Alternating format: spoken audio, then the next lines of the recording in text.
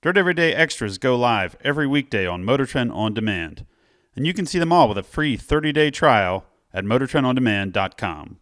Here's an example of an episode you missed last week.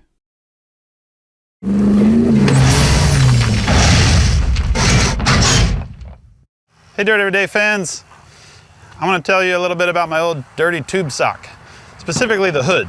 This is tube sock my TJ, and I've had a viewer ask me what's the story on the hood. The hood is different than a normal TJ. As you notice, the fender comes all the way up into the hood, which is not factory. This is a Chris Durham Motorsports fiberglass hood that we put on way back in the day when the tube sock was just a little 4-cylinder gas Jeep. Part of the reason I did that was it's lighter weight and it also gives more tire clearance. So as you can see, there's more space between the tire and the fender, and this allows you to build the Jeep with bigger tires but not lift it really tall, so the vehicle can stay low. I like vehicles that are low with big tires because it keeps the center of gravity low, which is really good when you're rock crawling. Say you're side hilling or climbing something, the lower you can keep that center of gravity to the ground, the more likely it is that the thing will stay on all its tires.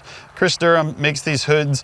They use just the factory latches, but instead of going from the fender to the hood, it's flipped around and the latch now goes to the grill. It's the factory grill and it's the factory inner fender, but you just cut it to modify it.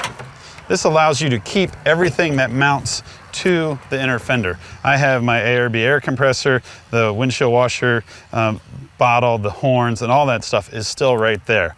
What does happen though is when you cut the fender, you lose your turn signals.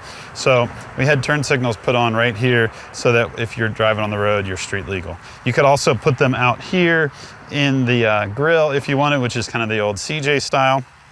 You'll also notice tube sock has new headlights. These are JW Speaker LED headlights and off-road lights. I replaced the old sealed beams. We put sealed beams in it when we drove underwater, and they were fine, but they weren't very bright. And I live out in the country, and it's really nice to be able to see when you're driving down the road because deer jump out in front of you, and muskrats and raccoons and Sasquatch. So having really good lights for off-road, for on-road and off-road use is important. JW Speaker makes really nice stuff. I also got their off-road lights. The Warn winch, the Xeon 8000, is still in the front.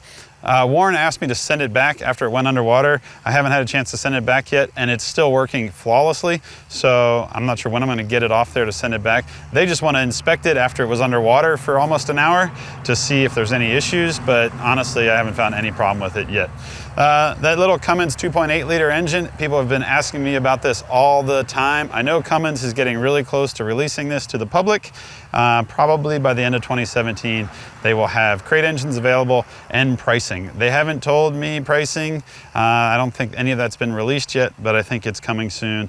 Probably, my guess, somewhere between like $8,000 and $10,000, which is a lot of money for an engine, but it's kind of cool because you can have a little diesel that gets pretty good fuel economy. We drove this Jeep back from Moab, averaged 20 miles per gallon. So that's not great compared to like a Prius and a boring car like that, but it's really good for a Jeep that runs on 37-inch tires. This is on 37-inch BFG all-terrains right now. I put these tires on to drive on the street to kind of get the best fuel economy we can.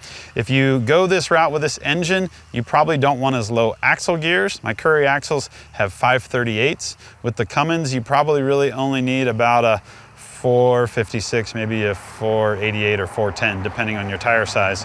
You can go with a higher gear, and the engine has good low-end torque for crawling, but it'll also really help you improve fuel economy. So tube sock has got a few more upgrades in the works, and I will show you those on a future episode of Dirt Everyday Extra.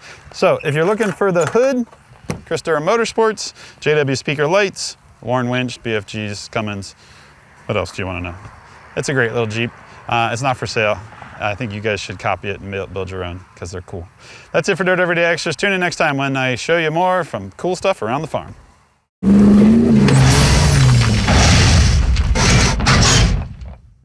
If you need more Dirt Everyday Extra, go sign up for a 30-day free trial right now.